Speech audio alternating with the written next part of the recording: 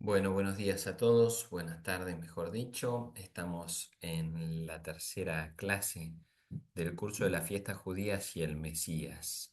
Yo los voy a invitar a que podamos seguir avanzando en este curso. Si Dios quiere, hoy vamos a ver dos fiestas en concreto: las fiestas de el Purim, las fiestas que tienen a la reina Esther como principal actriz, si se quiere, y la fiesta del Sukkot, la fiesta de las tiendas. Vamos a ver si nos da el tiempo para acompañar estas dos fiestas, para profundizar en ellas. Y si Dios quiere, la próxima clase estaremos viendo la fiesta del Pesaj, la Pascua judía, ¿sí? Y evidentemente seguimos, como dice el título de este curso, las fiestas judías y el Mesías. No es solo adentrarnos en la fiesta judía, sino en la referencia que tiene respecto a Jesús, al Mesías. Bien, para esto entonces voy a hacer como de costumbre y compartirles la pantalla. Aquí vamos a ir con la reina Esther. Vamos a adentrarnos en un personaje que solemos tener poco visto del Antiguo Testamento, que es la reina Esther. Después, si me diera el tiempo, profundizo un poco en ciertas características de este libro, del Antiguo Testamento. Bueno, tres, tres signos que van a caracterizar tres fiestas judías: el pan ácimo para las Pascuas, no me acuerdo si esto ya lo vimos así como referencia a la clase pasada. El pan ácimo para la fiesta de las Pascuas lo vamos a ver la clase próxima. El vino para la fiesta del Purim, hoy vamos a profundizar por qué es tan significativo el vino en estas fiestas. Y el aceite, eso ya lo vimos en la primera clase, con la fiesta del Hanukkah, en aceite que mantenía la lámpara encendida, esa ampolla que se encontró en el templo y que mantuvo la lámpara encendida durante 8 días, y que por eso la fiesta de Hanukkah se celebra durante 8 días. Bien, pero tal vez como, no sé si como síntesis, pero para tenerlo como panorama general: el pan, el vino y el aceite. Vamos a ver hoy en la segunda parte de la clase que hay otros signos como el agua y la luz que también van a ser importantes en las fiestas judías. Hoy me van a permitir que leamos bastante, ya que el libro de Esther es muy poco conocido por nosotros en general. Entonces, tener un poquito el contexto y la fiesta concreta. Amán dijo entonces al rey Asuero. Amán era como la mano derecha, si queremos, de este rey Asuero, o una de las manos derechas. En todas las provincias de tu reino hay un pueblo particular, disperso entre los otros pueblos y aislado de los demás. Sus leyes son diferentes de las de todo otro pueblo, y ellos no cumplen las leyes reales. Al rey no le conviene tolerarlos, ni le parece bien. Si le parece bien, se dará por escrito la orden de eliminarlos, y yo depositaré 10.000 talentos de plata en las manos de los administradores para que ingresen en el tesoro real. Entonces el rey se quitó el anillo que llevaba su sello y se lo dio a Amán, el agagita, el opresor de los judíos.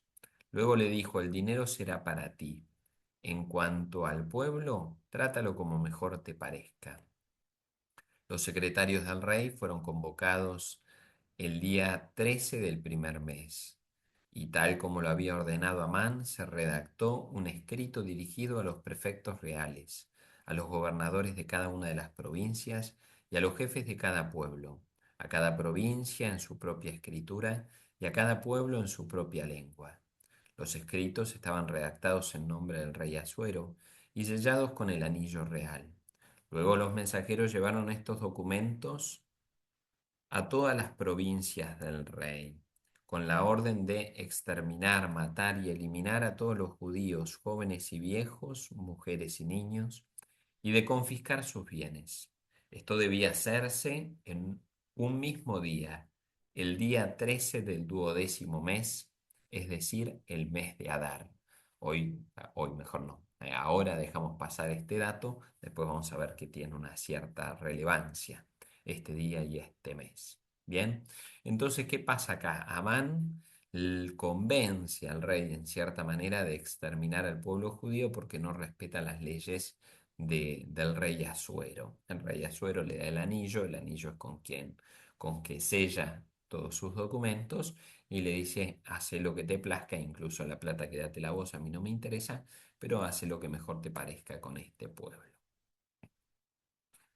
Cuando informaron a Mardoqueo de lo que había dicho Esther, acá estoy saltando, ¿sí? Estábamos antes, Esther 3, del 8 al 13, nos pone un poco en situación. Eh, Antes de esto estaba la mujer del rey Asuero, era la reina Basti, ¿eh?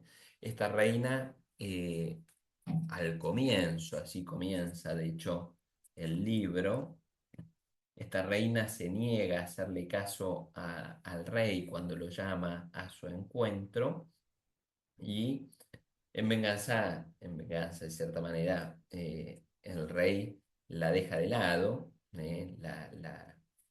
la ningunea, vamos a decir, a lo bruto, y sale a buscar una nueva esposa, una reina que le haga caso, que le obedezca, porque los consejeros dicen, bueno, si tu reina, dicho a lo bruto, pero si tu reina no te da bola, si tu esposa no te hace caso, esto se va a desparramar como pólvora entre nuestro pueblo y ninguna de nuestras mujeres nos van a hacer caso a nosotros, sus maridos. Entonces el rey deja de lado a su esposa y sale a buscar una nueva esposa. Entre las que se presentan aparece la reina Esther, judía, no era reina, ¿no? Pasa a ser reina cuando se casa con el rey Asuero, ¿eh? Y justamente era hermosa, lindísima, se casa con él y ahora se nos presenta nuevos personajes. Esther por un lado, ya casada con el rey Asuero, y por otro lado este Mardoqueo, que era familiar de Esther y que también era consejero del rey. Amán dijo entonces al rey Asuero, esto era el comienzo, vamos acá, cuando informaron a Mardoqueo de lo que había dicho Esther, él mandó que le respondieran, no te imagines que por estar en la casa del rey vas a ser la única en escapar con vida entre todos los judíos. Ahora explico, ¿sí? No, si te quedas callada en este preciso momento, el alivio y la liberación les vendrá a los judíos de otra parte, mientras que tú y la casa de tu padre desaparecerán. Quién sabe si no has llegado a ser reina precisamente para una ocasión como esta. Esther mandó responder a Mardoqueo, ve a reunir a todos los judíos que están en Susa y ayunen por mí. No coman ni beban durante 3 días, ni de día ni de noche. Yo por mi parte también ayunaré junto con mis servidoras. Así me presentaré al rey, por más que sea en contra de la ley, y si es necesario que muera, moriré. Mardoqueo se retiró e hizo lo que Esther le había ordenado. Explico, Mardoqueo, familiar de Esther, lo que le dice es, ojo, que vos por ser la reina no es que vas a zafar de este lío, ¿sí? Y que por ser la reina vos no vas a morir, ¿eh? Sino que Dios tal vez te puso ahí para que vos puedas intervenir, interceder por todos nosotros y que salgamos liberados. Si vos mirás para otro lado, si te haces la tonta, por así decirlo, le está diciendo Mardoqueo, ojo que Dios va a buscar otra manera de ayudarnos, pero vos no vas a pasar ilesa, salir ilesa de esta situación. Bien, entonces Esther le manda a Mardoqueo a hacer este ayuno, a Mardoqueo y a todos los demás judíos. Le manda a ayunar durante 3 días y 3 noches y dice, y por más que sea contra la ley, ¿qué es contra la ley? Presentarse ella frente al rey. En realidad, la esposa, recuerden que eran varias esposas, se iban presentando frente al rey a medida que el rey las llamaba. No podían tocar la puerta y entrar al cuarto, por así decirlo, o a su casa, sino que era el harén del rey y eran convocadas fulana, mengana, sultana. Esta no podía aparecer y decir hoy tengo ganas de ver al rey y aparezco. Entonces Esther dice, bueno, ustedes ayunen, prepárense, hagan oración y yo me mando, ¿eh? Y que sea lo que Dios quiera. Si tengo que morir, moriré, y si no, que sea para gloria de Dios y el pueblo. Esther 8, vamos avanzando en la novela, ¿sí? Ese mismo día el rey Asuero entregó a la reina Esther tomar las posesiones de Amán, el opresor de los judíos. Ven que estamos en Esther 8, ya avanzamos bastante. Lo leemos, estamos haciendo leemos y después explico. El rey Asuero entregó a la reina Esther tomar las posesiones de Amán, el opresor de los judíos, y Mardoqueo fue presentado al rey, porque Esther le había revelado el lazo de parentesco que tenía con ella. El rey se sacó el anillo que le había retirado a Amán y se lo dio a Mardoqueo.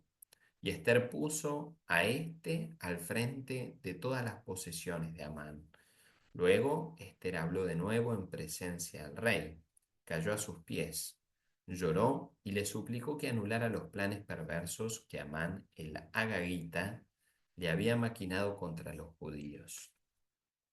El rey tendió hacia Esther el cetro de oro.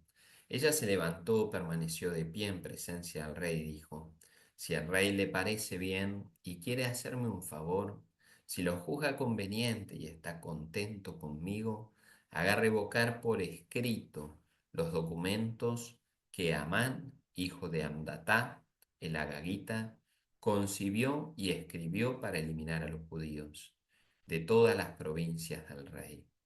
¿Cómo podré resistir al ver la desgracia que se abatirá sobre mi pueblo? ¿Cómo podré ser testigo de la desaparición de mi estirpe? Al rey Asuero dijo entonces a la reina Esther y a Mardoqueo, el judío: Ya ven que he dado a Esther todas las posesiones de Amán y que a él lo han colgado del patíbulo por haber atentado contra los judíos. Ahora ustedes, por su parte, escriban como mejor les parezca en favor de los judíos. Háganlo en nombre del rey y sellen el escrito con el anillo real, porque un documento escrito en nombre del rey y sellado con el anillo real no puede ser revocado. ¿Qué había pasado hasta acá? Se presenta Esther como había prometido, después de los 3 días de ayuno, 3 días y 3 noches de ayuno, se presenta frente al rey Asuero, ¿sí? Y al rey le llama la atención la cara de tristeza que tenía Esther, entonces le pregunta qué pasa, y Esther le abre el juego de que ella es judía, que ella es del pueblo que el rey quiere eliminar, y que, bueno, evidentemente su cara de tristeza tiene que ver con eso. Entonces, sintetizando la historia, y hay 8 capítulos este, de este libro, el rey, como vemos, concede a Esther, se da vuelta la moneda, digamos, se da vuelta la tortilla y concede a Esther que se cumpla la voluntad de Esther y no de Amán.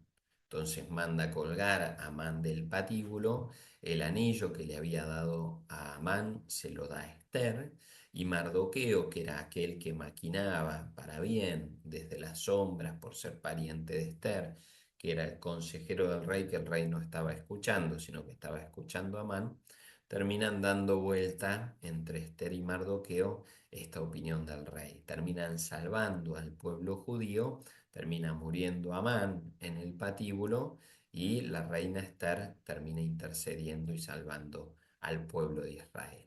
Esto es lo que se celebra en la fiesta del Purim. ¿Eh? ¿Qué dice? ¿Qué es el Purim? ¿Sí? El Purim, como dice ahí en la mitad de la diapositiva, es porque echan a suerte. ¿Qué es lo que echan a suerte? Esa fecha que habíamos dicho, el 13 del mes de Adar, ¿eh? Que era la fecha en que tenía que ser eliminado el pueblo judío. En realidad, cuando se da vuelta la tortilla, termina siendo el día en que el pueblo judío es liberado de esta condena, es salvado, ¿sí? Entonces la fiesta lleva el nombre de Purim justamente por las suertes que habían echado para eliminar al pueblo judío, termina en realidad siendo la fecha en que Dios salva al pueblo judío por medio de Esther y de Mardoqueo. Entonces, ¿qué es lo que hay de fondo? ¿Qué es lo que se celebra en esta fiesta? La fiesta proclama la providencia de Dios y la potencia de su liberación, que tiene lugar en el último momento y de forma inesperada, cuando ya todo estaba echado, cuando ya todo estaba confabulado para hacer desaparecer al pueblo judío. Dios termina dando con un plumazo, cambiando las suertes. ¿Quién sabe si no ha llegado a ser reina precisamente para una ocasión como esta? Estas eran las palabras que Mardoqueo le escribió a Esther, como diciendo, no mires para otro lado, tal vez esto sea justamente la providencia de Dios que te haya puesto ahí para que vos puedas interceder por este pueblo. La fiesta tiene que ver con el ayuno, cuando Israel se prepara para combatirlo, lo hace como Moisés al combatir contra Amalek, con ayuno y oración. Nosotros vamos perdiendo bastante el tema del ayuno en la iglesia, sin embargo, para el pueblo judío y en estas fiestas está muy marcado. El ayuno recuerda al hombre que no triunfa por su fuerza, ¿sí?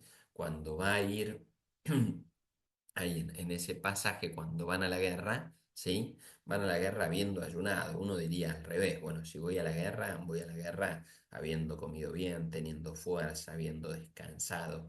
Bueno, acá el asunto es justamente mostrar que triunfamos por la fuerza de Dios, no por nuestras propias fuerzas. No, no triunfamos porque comimos sucaritas a la mañana, sino que triunfamos porque Dios estaba de nuestro lado, ¿sí?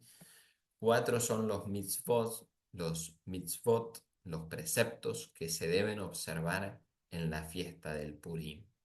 El rollo de Esther, se lee el rollo de Esther, nosotros diríamos el libro de Esther. Recordemos que en el Antiguo Testamento no estaban en libros o en códices, sino en rollos. El banquete de fiesta, hay una fiesta, vamos a ver ahora al final, la última diapositiva lo muestra con claridad. El intercambio de regalos, se hacen regalos unos a los otros, y la ofrenda de dones a los pobres. No solo es regalarnos, intercambiarnos regalos, sino tener especialmente presente a los pobres. Estos son los cuatro preceptos de esta fiesta del Purim. ¿Por qué? Porque en tales días obtuvieron los judíos paz con sus enemigos, y en este mes la aflicción se trocó, se cambió en alegría, y el llanto en festividad, y para que se conviertan en días de alegres festines y mutuos regalos y de donaciones a los pobres. ¿Sí?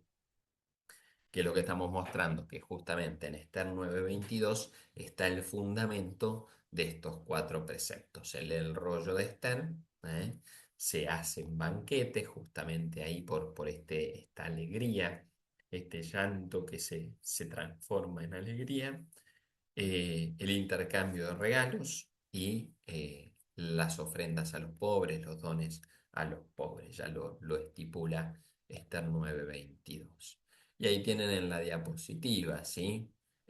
Sean fotos antiguas o nuevas, justamente es un día de plena alegría en el pueblo de Israel. El día de hoy lo celebran también.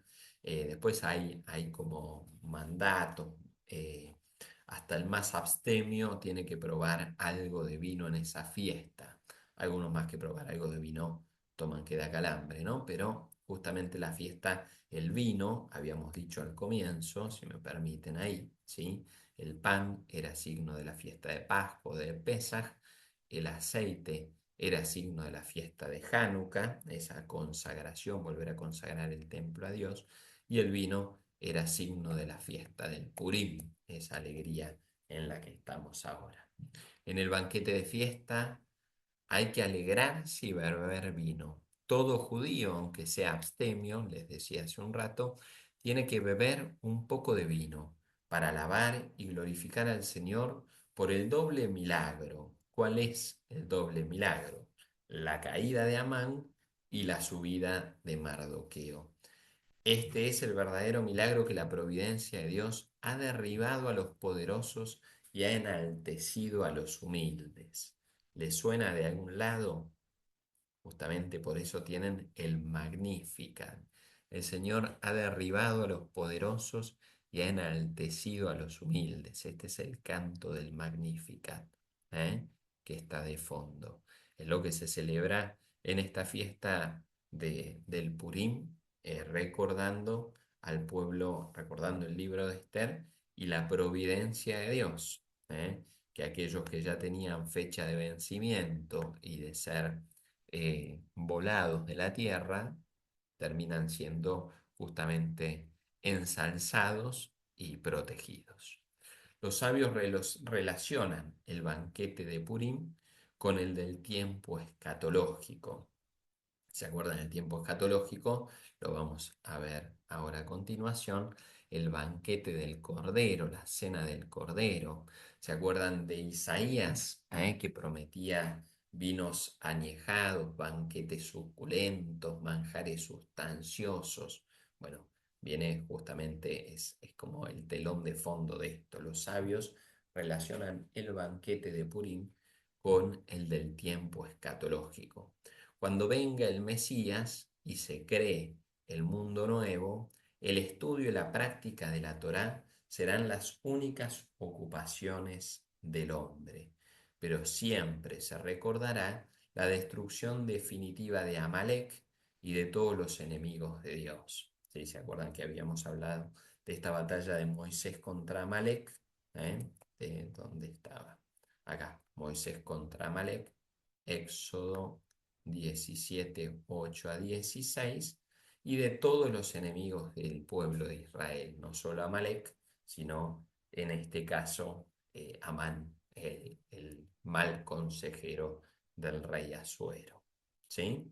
Que en realidad justamente esto es lo que, ahora vamos a esta lectura cristiana, pero en el fondo está esta confianza en un Dios providente que cuida, que acompaña y que justamente en momentos de gran dificultad también está presente y poder confiar como lo hizo Esther y poder confiar como lo hizo Mardoqueo y el pueblo que hizo ayuno durante esos 3 días. Hoy predicaba un poco sobre eso, recuerden que ustedes me están viendo en diferido.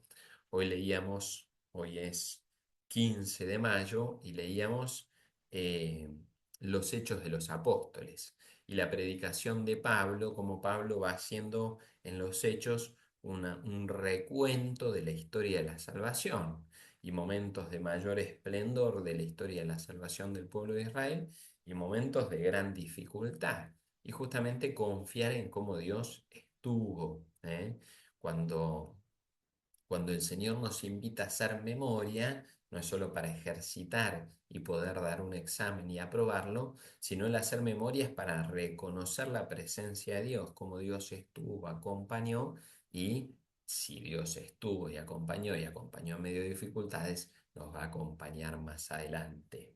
Está aquel famoso pasaje, no sabría la cita de memoria, pero del rey David, a mí me encanta cuando va a pelear, alguna vez se lo he citado en algún otro curso, cuando va a pelear contra Goliat, un monstruo, era el tanque de la época Goliat, y el rey David era un pobre pastorcito que va con su gomera, con su onda, y los demás le dicen, no vas a ir vos así, ¿qué tenés que hacer contra Goliat?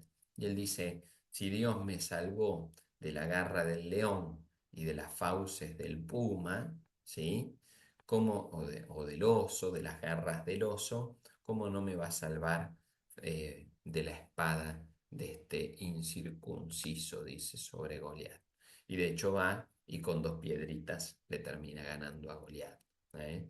También una señal de ese ayuno, más allá del ayuno, que ganamos por la fuerza de Dios y no por nuestras propias fuerzas.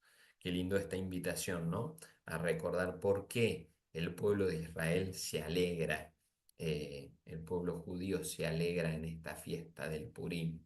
No es solo porque Dios obró en la época de Esther, sino porque Dios sigue obrando. Y cuántas lecturas tan actuales en cierta manera, la Segunda Guerra Mundial, y todo lo que ha pasado con el pueblo de Israel, ¿no?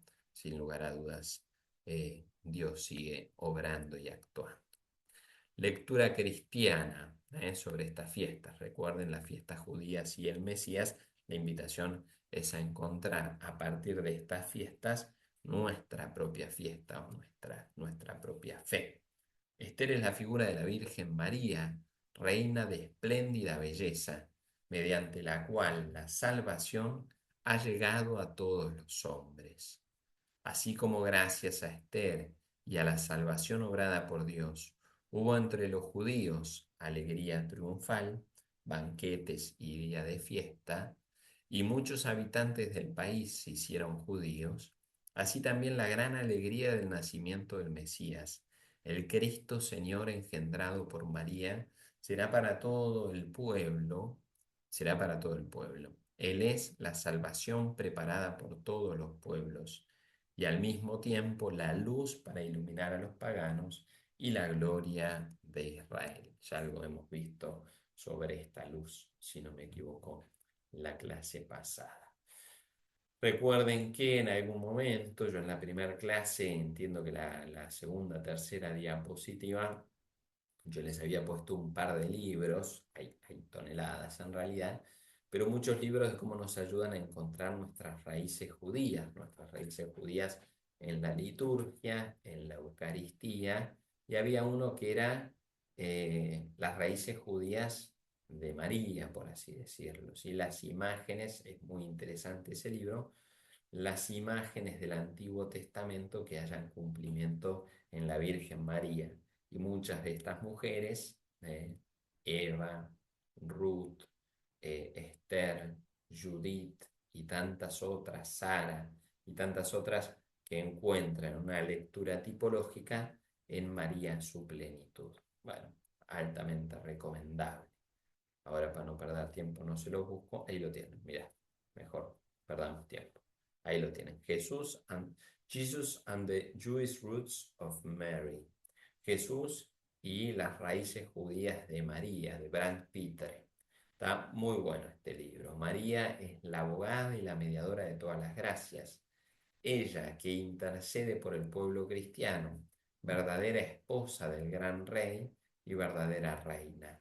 Como Esther ha arriesgado la vida por nuestra salvación, mujer sola en la angustia de su corazón como Esther, y sin embargo llena de belleza y de majestad como ella y más que ella.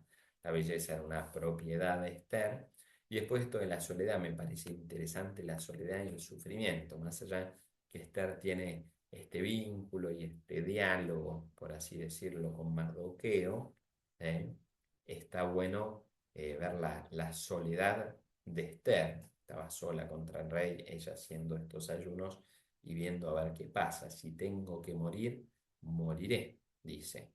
Bueno, la Virgen María incluso el Apocalipsis la presenta con este dragón acechando sobre la Virgen María. Cuando no puede llevarse el niño, termina acechando a esta mujer que se ve en las estrellas en el cielo. Bien. La fiesta del Purim está unida a los últimos días en los cuales Dios, a través de su Mesías, conseguirá la victoria final en el combate escatológico contra los enemigos. El triunfo definitivo abrirá un banquete escatológico. Hay que recalcar aquí la mención al vino, elemento importante en el Purim. Bueno, ya hablamos de este banquete escatológico, hablamos de Isaías, hablamos de las bodas del Cordero, estas dos figuritas que tienen acá a la izquierda representan, de hecho, este cuadro es las bodas del Cordero, y abajo ya un poco más tuneado y más moderno, pero justamente ese banquete celestial, esa comida, ese banquete que esperamos para el día de mañana, es como una imagen y una expresión. Bueno, y esto del vino, ¿no? La figura del vino como elemento importante del Purim, recordarlo y tenerlo presente, bueno, sin lugar a dudas, nuestra misa como banquete. A veces, lamentablemente, no lo sabemos vivir así y pasamos como a las corridas con la Eucaristía, pero qué importante es darle lugar como encuentro con Dios y como momento de reconocer la salvación, como momento también de poner esta confianza en Dios. Realmente frente a las dificultades hay una oración ahí que se hacen las ofrendas, nuestras alegrías y nuestras tristezas, poner nuestra vida en manos de Dios y dejar que sea Él el que se hace presente y el que nos salve, ¿no? Entre otras cosas. Bueno, esto como fiesta, esperen que dejo de compartir, como fiesta del Purim, ¿eh? Así, estas fiestas por ahí son más cortitas las explicaciones, pero está bueno. Yo aprovechando esto, retomé o no, volví a leer el libro de Esther, y yo en general en la Biblia, cuando, ahí no sé si se ve mucho, pero cuando voy leyendo los libros, yo intento leer la Biblia de continuo, agarro un libro, agarro otro, ahora Esther, antes de Esther creo que leí Ruth, ¿eh? Y voy como marcando en la Biblia no solo cosas importantes, sino los libros que voy leyendo para intentar leerla de corrido. Y cuando hago esto, siempre al comienzo, cosa que les hemos aconsejado muchas veces, leo la introducción al libro correspondiente para ubicarme un poco el panorama, ¿sí? Qué cosas tengo, como Sitzen-Leben, se llama como contexto, ¿eh? Contexto del libro, contexto el autor, la historia de la redacción del libro. Yo en general para estos cursos utilizo la Biblia, el libro del pueblo de Dios, ¿eh? Me ayuda, creo que el vocabulario es más ameno, creo que es más cercano, nuestro oído está más acostumbrado, no figura en vosotros. Y algo que me parecía muy lindo, de todo esto, Esther es como el último libro en entrar en el canon de la Biblia, del Antiguo Testamento. Está la versión hebrea y está la versión griega. La versión griega tiene muchos agregados, cualquier cosa se acercan a la introducción del libro y lo van a poder leer.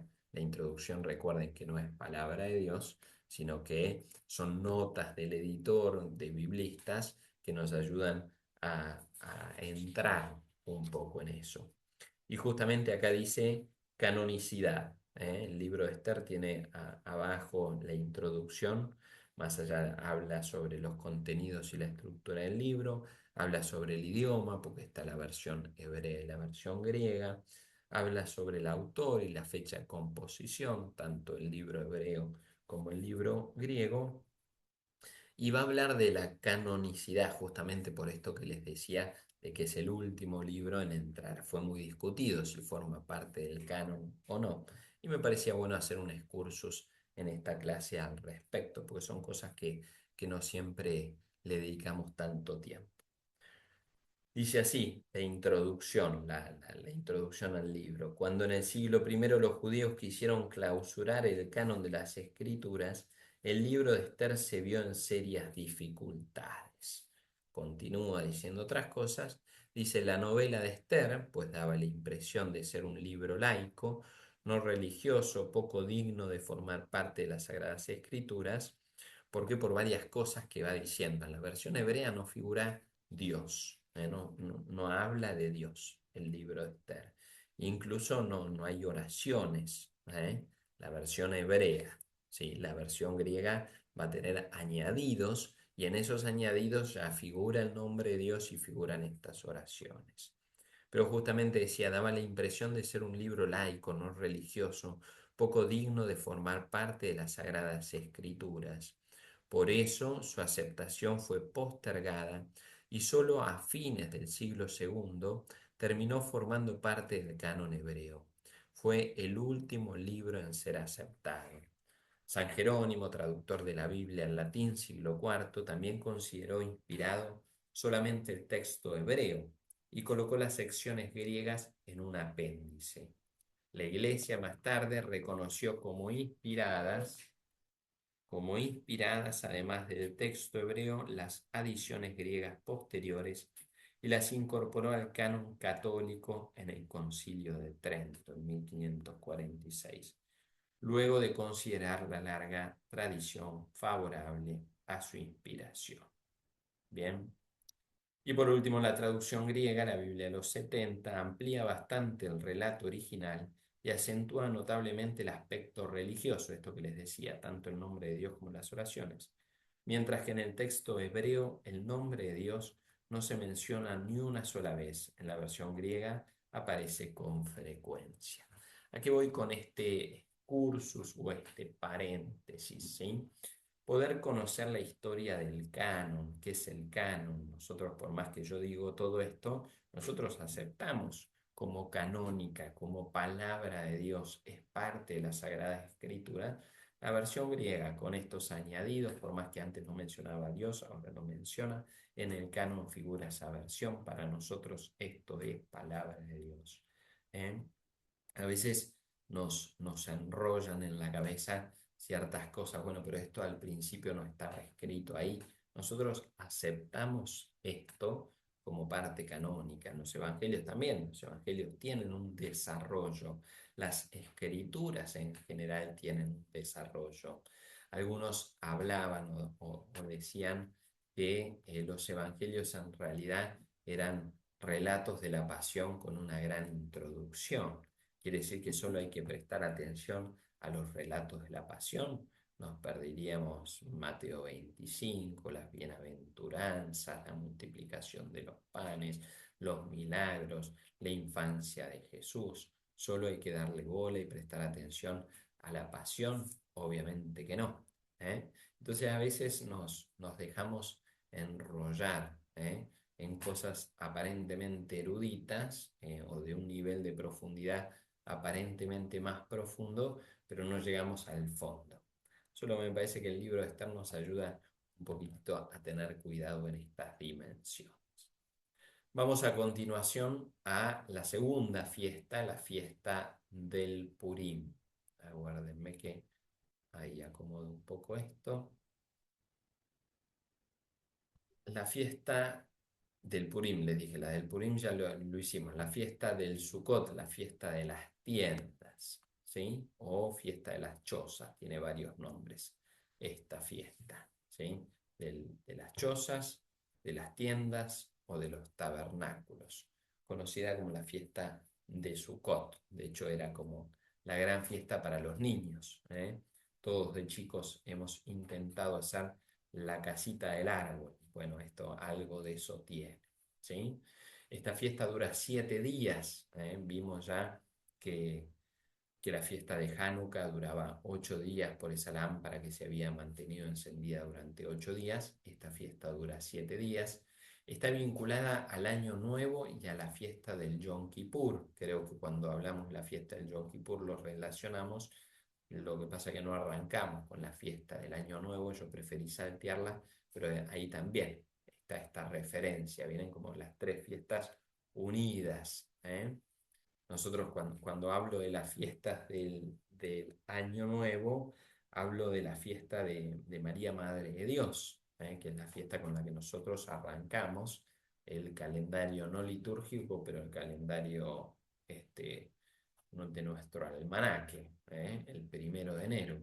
El 1 de enero celebramos la fiesta de María como Madre de Dios, la Theotokos del concilio, el dogma del concilio de Éfeso. En realidad está vinculada a la Navidad. Lo que hace la fiesta de la Virgen como Madre de Dios es ponerle el sello, la firma y que quede bien en claro que en la Navidad nació Jesús, nació Dios. Justamente Jesús, Hijo de Dios. La Theotokos, María, Madre de Dios, está mostrando qué tan profunda es la Navidad, tan conectadas, por así decirlo. Bueno, acá estas fiestas están vinculadas. La del Año Nuevo, ¿sí? Rosh Hashanah, la del Yom Kippur y la fiesta de las chozas, de las tiendas de Sukkot. Conmemora el paso del pueblo por el desierto y recuerda a cada judío que él es siempre un peregrino en esta tierra. Recordamos todos el paso por el desierto, 40 años, el pueblo de Israel cruzando el desierto, ¿sí? Y justamente esto es lo que está de fondo, que todos somos peregrinos en esta tierra. Además, los judíos celebran el hecho admirable de que Dios habitó con el pueblo en la tienda de la reunión, lugar donde Moisés hablaba con él cara a cara y mostraba su gloria en una nube.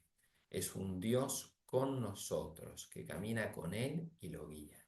En estos cursos que venimos dando en este canal, Ya hemos hablado hasta el hartazgo del templo de Israel, ¿sí?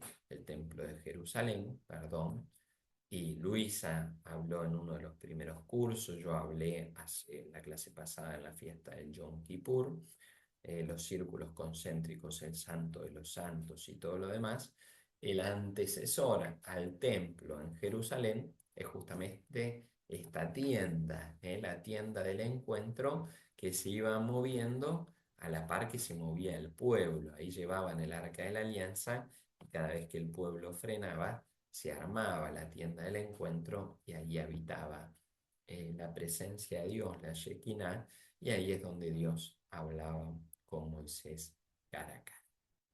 En esta fiesta cada judío debe construir una tienda al aire libre y pasar en ella la noche. Por eso este dibujito del comienzo. Están ahí los niños y no tan niños armando sus tiendas con palmas, con lo que encontraban que la naturaleza les proveía, ¿sí?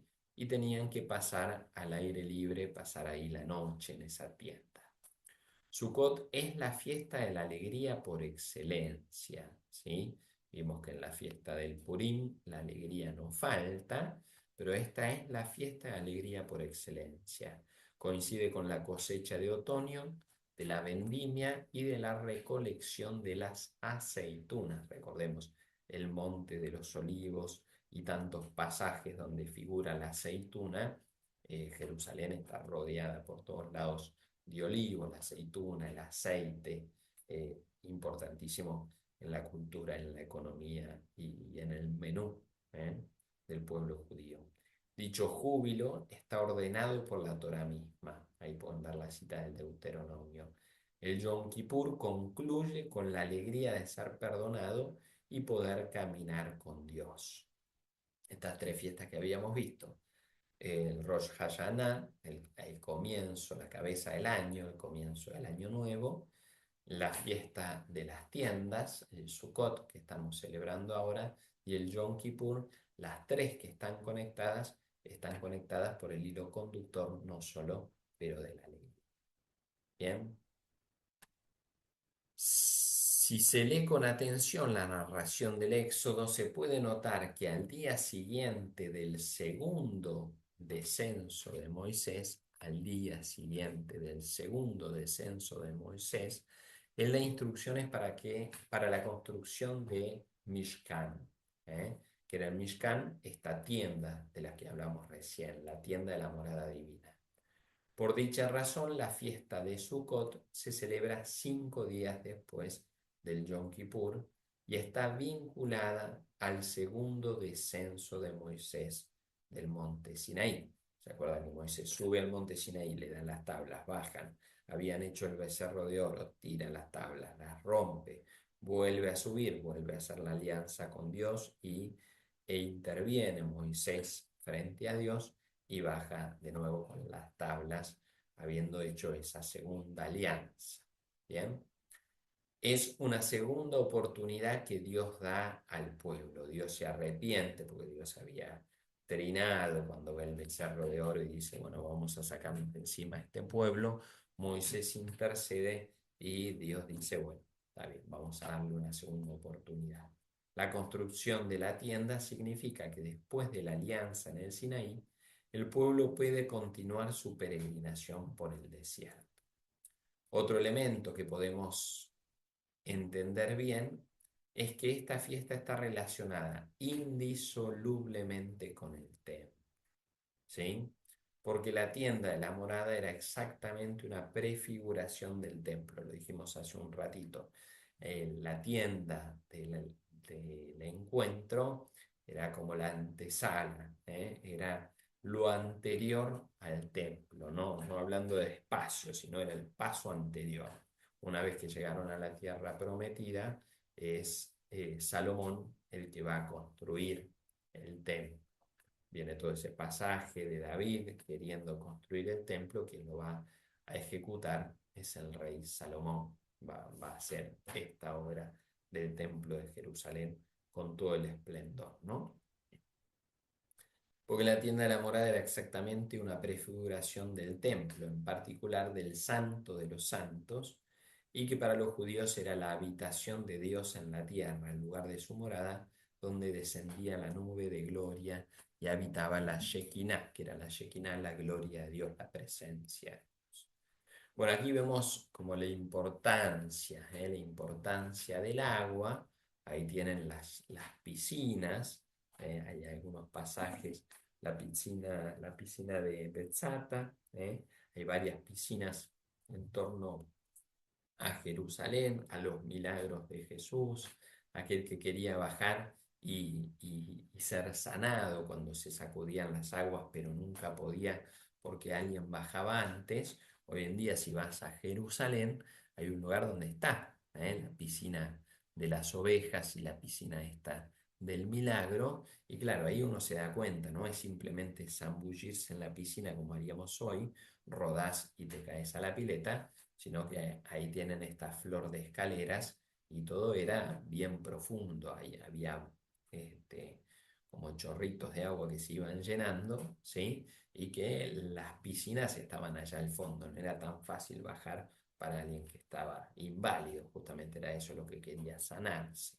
Entonces uno cuando escucha ese texto dice, es solo empujarse al agua. Bueno, no era solo empujarse al agua, si se empujaba al agua moría porque tenía varios metros de altura hasta el agua.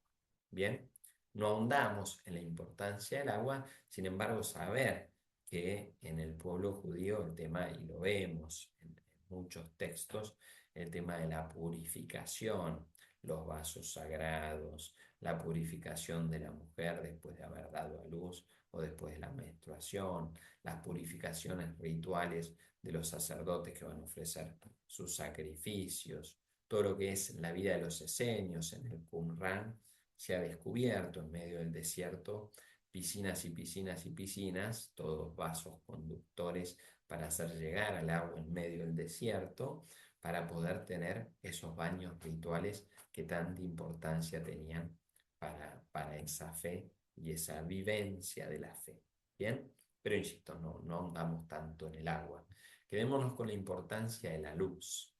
El aceite, recordar que era la época de la recolección de las aceitunas, de donde sale el aceite, se prendían 4 braseros en las 4 columnas del patio de las mujeres. Si ustedes recuerdan, a ver si lo tengo acá, no.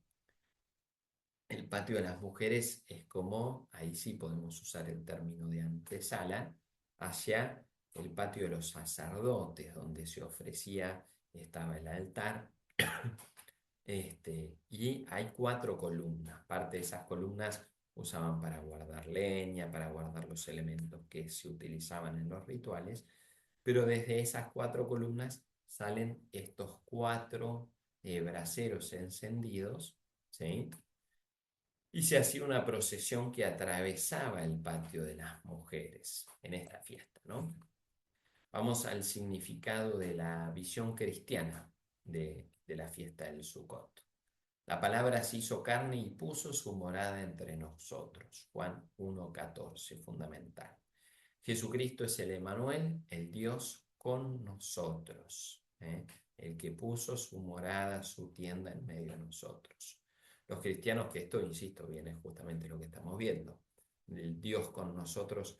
¿Qué pueblo tiene un Dios tan cercano como el nuestro? Va a decir el pueblo de Israel en el Antiguo Testamento. Este Dios que los acompaña caminando en el desierto, este Dios que pone su morada, que camina con ellos, que tiene la gloria, la presencia, la Shekinah de Dios caminando con ellos. Los cristianos están llamados a vivir en una constante alegría, en un perpetuo gozo del Espíritu, que es del Mesías. En realidad la traducción más propia es puso su morada en nosotros. Ahí arriba habíamos puesto puso su morada entre nosotros, la traducción más propia debería ser en nosotros. Su Shekinah, la gloria, la presencia de Dios, no solo está entre nosotros, sino que está en nosotros, en cada uno de nosotros.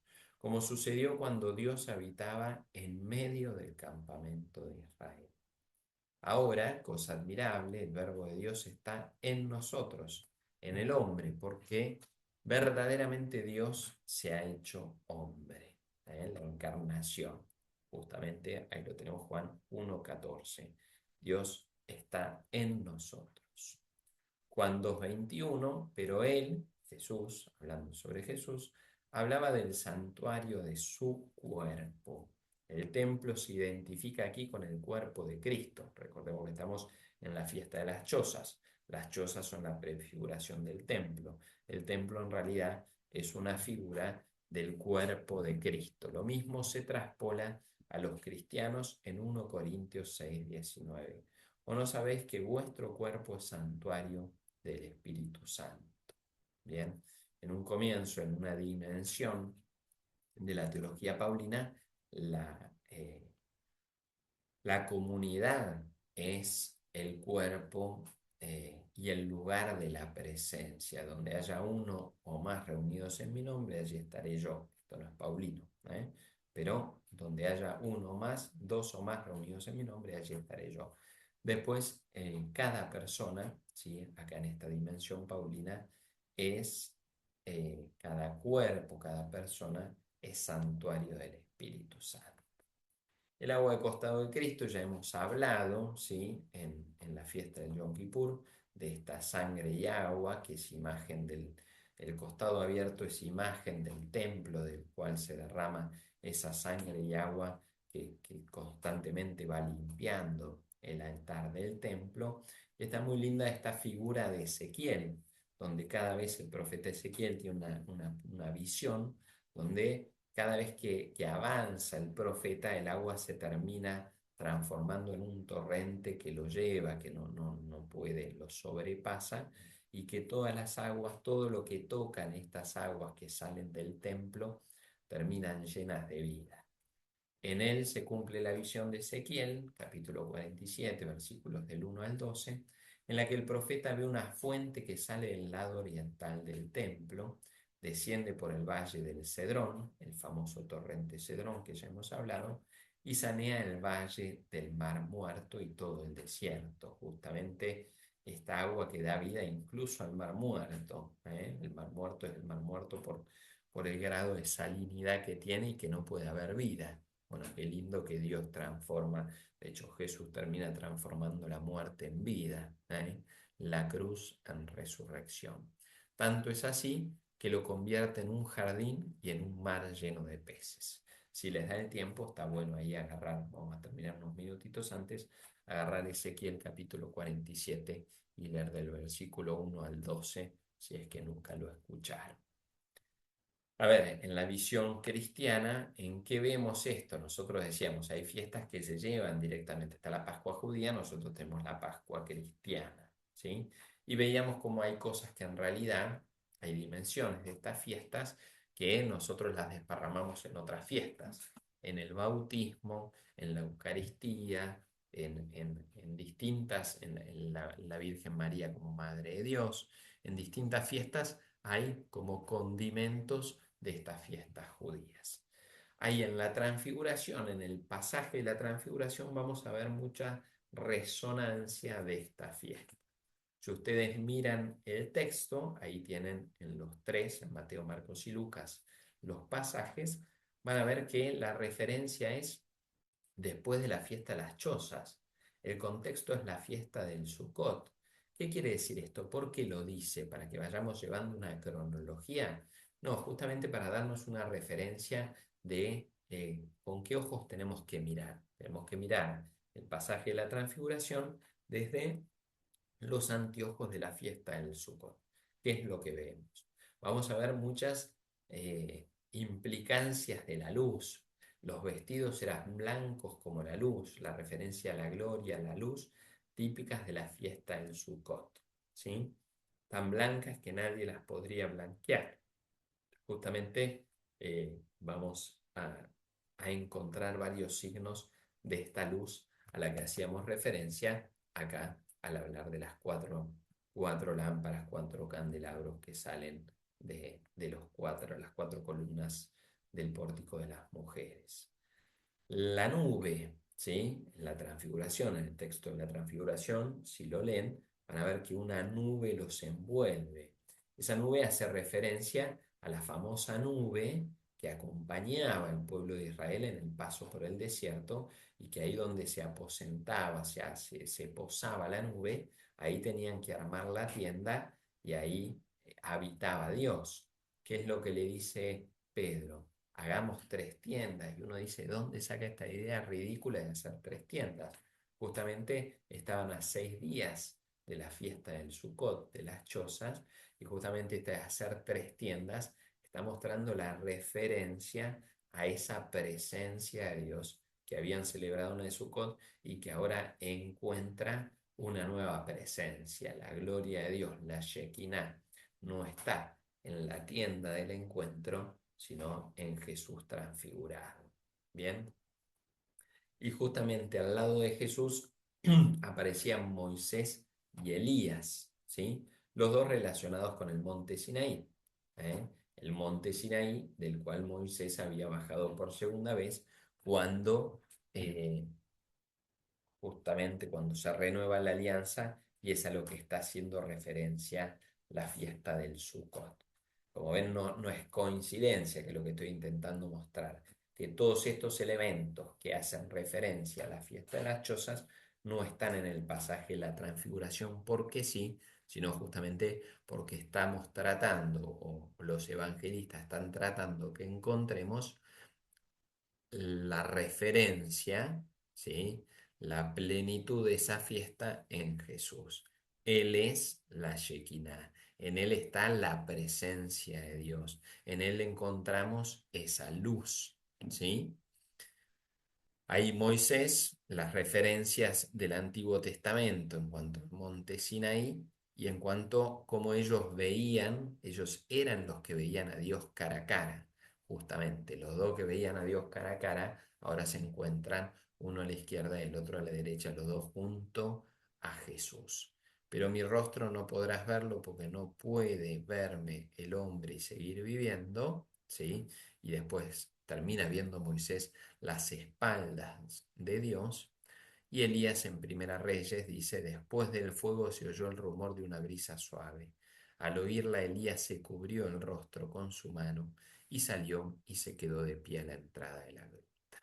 Bien, los dos encuentran esa presencia de Dios. Los dos que sintieron esa presencia de Dios ahora la encuentran en Jesús. Referencias del Evangelio según San Juan. Déjenme que vea cómo estamos con tiempo. Sí, por ahí. Esto es demasiado. Bueno, por ahí como referencias en el bautismo, yo les iba diciendo de distintas fiestas, nosotros tenemos estos dos elementos en la liturgia bautismal. El agua, por un lado, fundamental, es el signo por excelencia en el bautismo, y la luz, la velita que se le da a los padrinos, diciendo que hagan cuidar esa luz y esa fe. Bien, para muchos estudiosos, si bien la fiesta de las chozas se perdió en la liturgia cristiana, nosotros no tenemos una fiesta de las chozas, mucho de su simbolismo queda incorporado en la liturgia bautismal. Bueno, salimos de acá medio de las corridas para poder llegar a dar las dos fiestas, ¿sí? Pero vimos la fiesta del Purim y la fiesta del Sukkot, de las tiendas, y la fiesta donde celebramos ahí a Esther, la fiesta de las suertes, digamos. Bien, bueno, espero que les haya servido. Si Dios quiere, la clase que viene vamos a ver la fiesta del Pesaj. ¿Eh? Eh, bueno, sí, no me adelanto. Nos vemos, Dios los bendiga y espero que les haya servido.